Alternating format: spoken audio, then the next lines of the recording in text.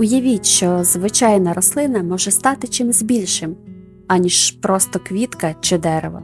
Вона здатна об'єднати людей, нагадати їм про минуле і дати відчуття сили та краси. Такі рослини живуть у піснях, легендах і навіть у символах держав. І тут виникає питання, чому саме вони стали настільки важливими для цілих країн? Тож давайте розпочнемо нашу подорож із Японії, де особливе місце займають одразу дві рослини. Коли говориш про Японію, то перше, що спадає на думку, це цвітіння сакури. Її ніжні рожеві пелюстки стали справжнім символом цієї країни ще з давніх часів. Уже тоді сакуру сприймали як уособлення швидкоплинності життя. Ця ідея міцно закріпилася в японській культурі. Щовесни, у період цвітіння, японці виходять у парки, збираються з родиною чи друзями, щоб влаштувати ханамі – свято милування сакурою. Під розлогими гілками вони пишуть вірші, складають пісні, фотографуються, а іноді навіть навмисне подорожують через всю країну, щоб побачити перші квіти. Сакура стала не лише частиною природи, а й способом відчувати красу миті, нагадуванням, що життя коротке, але прекрасне. І щороку в цей час Японія перетворюється на суцільне рожеве море, і сюди приїжджають туристи з усього світу. Та Японія має ще один квітковий символ. Якщо сакура уособлює народ і його щоденні радощі, то хризантема стала символом влади та імператорської династії. З давніх давен ця квітка прикрашала імператорські печатки, а її образ із 16 пелюсток став гербом імператора. В Україні навіть існує свято – День хризантеми, яке відзначають, вшановуючи красу та довголіття цієї квітки. Хризантема сьогодні присутня в японському житті. Вона зображена на паспортах, монетах і нагородах. Для японців вона означає сталість, силу і безперервність влади. Тож поруч із ніжною сакурою, яка належить людям, хризантема символізує велич імперії, а разом вони створюють унікальний контраст – символ душі народу та символ держави.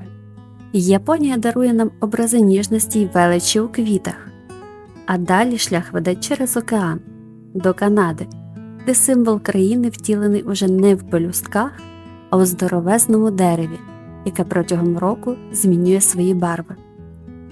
Коли думаєш про Канаду, в уяві одразу постає кленовий лист. Простий, пізнаваний. Він став символом країни ще в 19 столітті. Ще з давніх часів клен був важливим для місцевих народів. Його сік використовували як джерело солодощів, задовго до того, як з'явився цукор. Клен наче з'єднав у собі природу і людину. Він дарує і красу своїх червоних осінніх лісів, і живильний сироп, який став частиною культури Канади. Сьогодні кленовий лист можна побачити буквально всюди.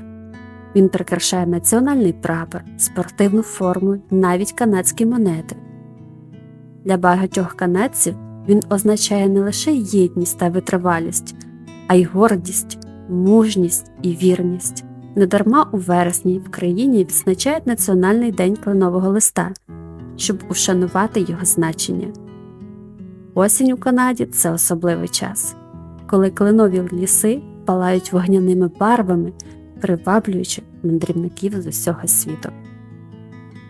А далі наша подорож переносить нас до Європи – Нідерланди, де головну роль відіграє квітка, яка стала популярною в багатьох країнах світу.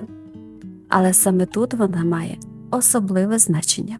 Тюльпан з'явився в Нідерландах у 16 столітті. Його привезли з Османської імперії. Спершу він був рідкісною розкішшю, доступною лише для найбагатших. Згодом в Україні спалахнула справжня тюльпаноманія. Ціни на цибулини злітали настільки високо, що за одну квітку можна було купити будинок у центрі Амстердама. Цей період став символом не лише пристрасті до краси, а й першої економічної бульбашки у світовій історії. Та навіть після того, як хвиля тюльпаноманії спала, любов до цієї квітки залишилась. Сьогодні Нідерланди – це країна тюльпанів, яка постачає мільйони цибулин у різні куточки світу. Кожної весни поля вкриваються різнокольоровими килимами, а туристи приїжджають заради одного погляду на це диво. У квітні в Амстердамі проходить Національний день тюльпана, а відомий парк Койкенхоф перетворюється на справжню столицю квітів. Тюльпан став не просто окрасою, а частиною національної гордості. Він поєднує минуле країни з її сьогоденням, від історії торгових ярмарків до сучасної квіткової індустрії, яка зробила Нідерланди лідером світу у вирощуванні і експорті квітів. Далі ми прямуємо до Австрії, у серце Європи. Тут символом стала рослина зовсім іншого характеру, не яскрава і барвиста, а скромна і водночас велична. Високо в Альпах серед скель і холодного вітру розквітає ніжна біла квітка. Це Едельвейс, який здавна вважався символом мужності й чистоти. Його пелюстки нагадують маленьку зірку на тлі суворих гір. І саме ця недосяжність зробила Едельвейс квіткою легенд. Колись вважали, що хлопець, який здобуде її для коханої, доводить свою відвагу та вірність. Тож Едельвейс став символом кохання, сміливості й готовності долати перешкоди. Згодом ця квітка увійшла у національні символи Австрії. Її зображення прикрашало монети, герби та навіть військові відзнаки.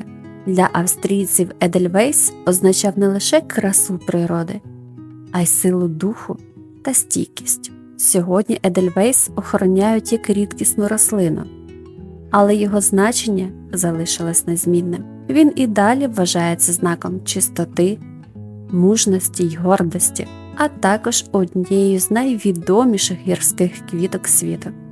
А тепер вирушаємо на південь Європи, до Болгарії, де особливе значення отримала квітка, відома своїм ароматом і красою. Даманська троянда стала символом Болгарії не випадково. У центрі країни розташована знаменита долина троянд, де кожної весни поля вкриваються мільйонами квітів. Їх збирають на світанку, коли пелюстки ще зберігають росу, а аромат найсильніший. Із цих пелюсток отримують знамениту болгарську трояндову олію – один з найцінніших інгредієнтів світової парфумерії. Крім парфумів, її використовують у косметиці, лікувальних засобах, а також додають у солодощі та напої. У Болгарії троянда настільки важлива, що їй присвячений цілий музей у місті Казанлик. Там можна побачити старовинні інструменти для перегонки, дізнатися історію вирощування і зрозуміти, настільки глибоко ця квітка вплетена в життя країни. Троянда – це не лише промисел, а й свято.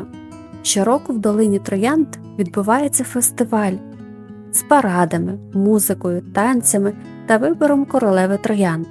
Для народу ця квітка символізує красу, любов і гармонію з природою.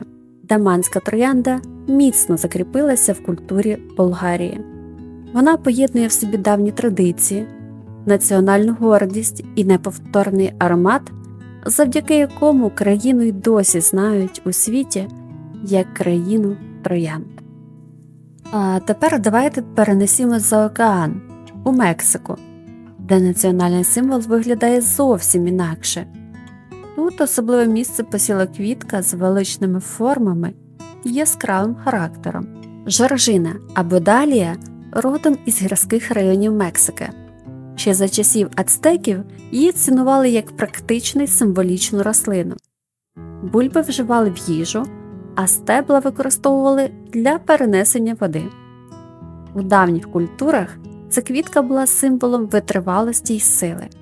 У ХХ столітті далію проголосили національною квіткою Мексики.